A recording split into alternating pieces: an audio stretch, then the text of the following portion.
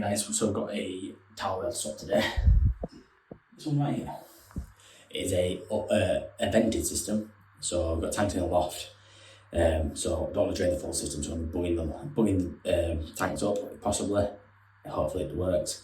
So I've not done for a while, to be honest, but yeah, wish me luck. So what we're going to do, jump in the loft, bung them up, and then we can get this radiator drained down and off the wall, and you one straight on. Right, so I'm just up in the loft now. Found 2 tanks, got a hot water tank, central heating tank, and what we're going to do is use these radiator bungs to bung up the vent and the feed.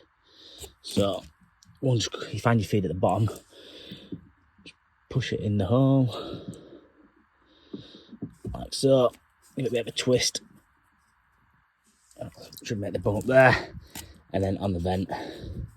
These do 15mm and 22mm, and if you've got 15mm pipe you can also put it over there, but I find it works better on these like cone shaped feed. So I'm going in there, if you just give it a bit of a twist, it should create the vacuum, hopefully. So we'll go downstairs and disconnect the towel rail, and yeah, hopefully, fingers crossed, it's made the vacuum.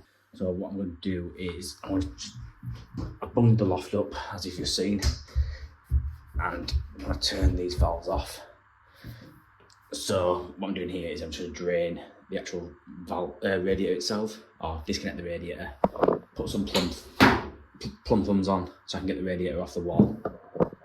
That way, if the vacuum hasn't worked, I'm not having to drain the full system as such. If it hasn't worked, I'm not going to have to drain the full system. We're actually changing it slightly, so we are putting new valves on this. There's a black radiator going on, and we're putting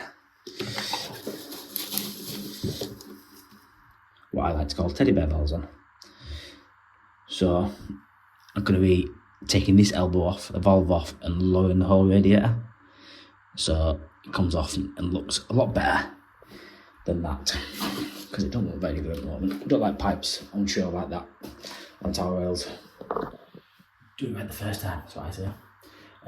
So yeah, with them off, bucket underneath, hopefully there's not much water in. I'm not going to open the vent at the top, so what I'm not doing there is creating a vacuum. So when I crack the nut, there might be a little bit of water. Once that pressure's gone, I put my plumb thumb on and stopping any further water from coming out.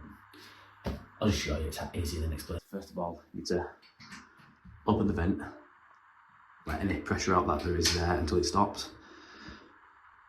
Turn the vent back off. Now you create a vacuum in the radiator. Let's get you set up there. What I can do, put it there enough, crack the nut, get your plumb thumb ready.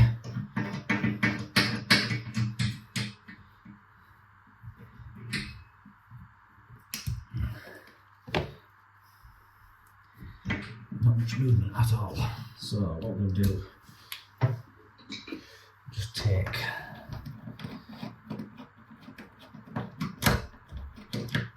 this off.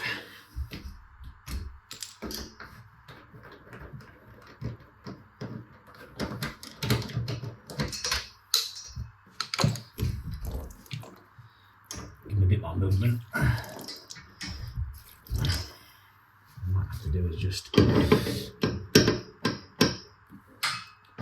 loosen that nut just so I can spin it all the way.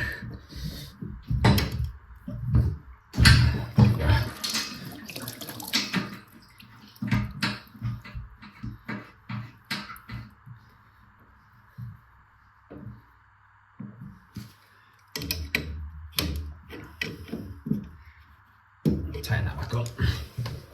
So there you see barely any water was spilt. So I'll do the same to this side.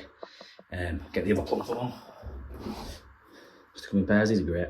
And then go whip that radiator off, and then put my new radiator on without having to worry about draining the full system down. If the vacuum not worked. So with the radiator off now, we can start making the new one up. I've had to chip away slightly at the sides, just enough so the new black covers cover it. But yeah, because the pipe centres are slightly different, didn't realise. go on my behalf to be there, so it's not a problem. So that's all done. We're just making up the radiator now. Tail's made in with Loctite, jet lube. We're just measuring up. So what I do is put my valve on the bottom. Valve on. Centre of the pipe. Centre of the bracket. Then same again. Centre of bracket. Centre of bracket. And then we'll transfer that across onto the wall. Obviously, we need to, because our pipe centres are slightly different. We need to move these over with gentle persuasion. Be careful, don't want to disturb anything you don't want to disturb. So move them over, get our centre line up, and then obviously measure between centre and centre of the brackets. Transfer that to the walls using level and Sigma laser level. And we get it all drilled in, radiator on the wall.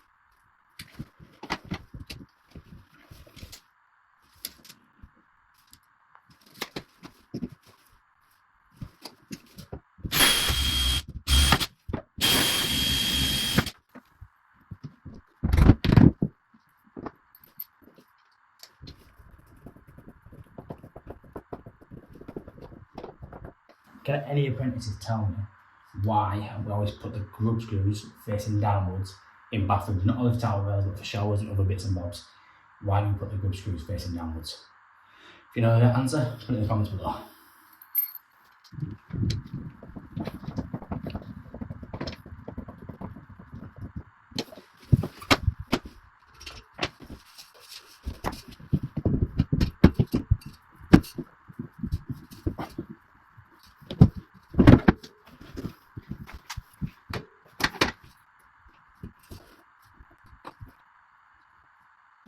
Radiators are on. Looks kind of nice there.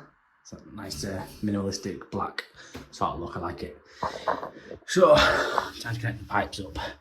So what I'm going to do is bend this down a bit, open that up into the bucket. That should stop. Fingers crossed. If it doesn't, then we know the vacuum's failed, which it is doing, which is great. So what I can do now is disconnect that, take my olive off, move my pipe over, get my pipe connected up.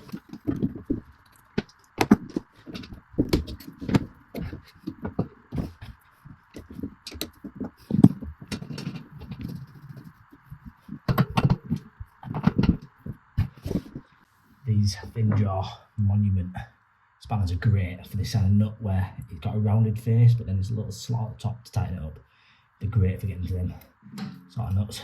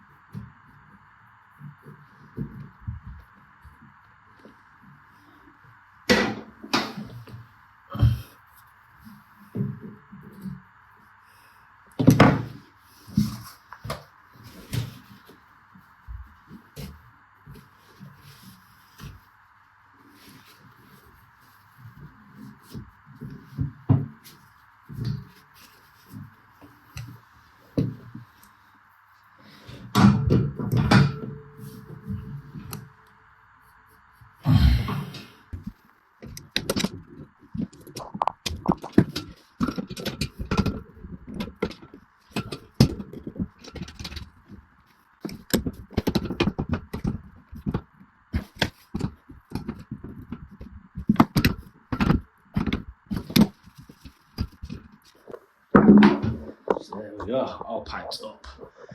So just make sure the leaky vent and plug are all tightened up.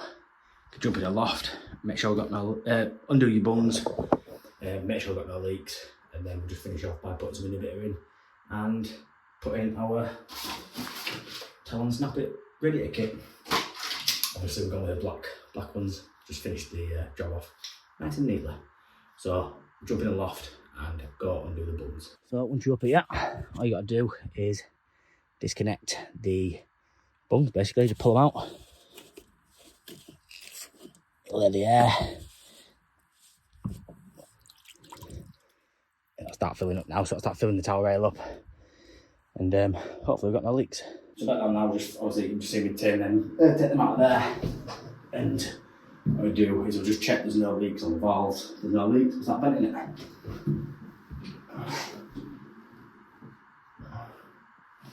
Dry as bone. So start venting it and you should hear the air start coming out. Loads. The vacuum's back running. On the leash, should we say. So we'll let that fill up. It's going to take a while because it's such a big radiator. Obviously we'll put the inhibitor in and the Talon clips, covers, things. Right, so fitting Talon clips, Talon pipe covers. They're just made of plastic, so all you need is a hacksaw, and I like to use a file just to take that little bit off if you need to, but you shouldn't have to on this one.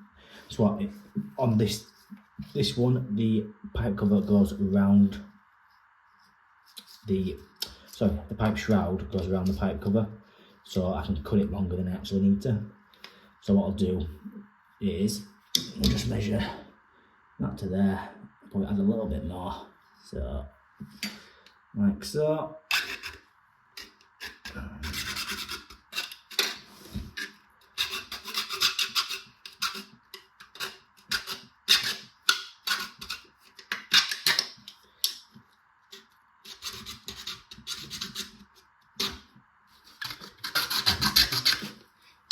Note to self, it does help if you've got a sharp blade.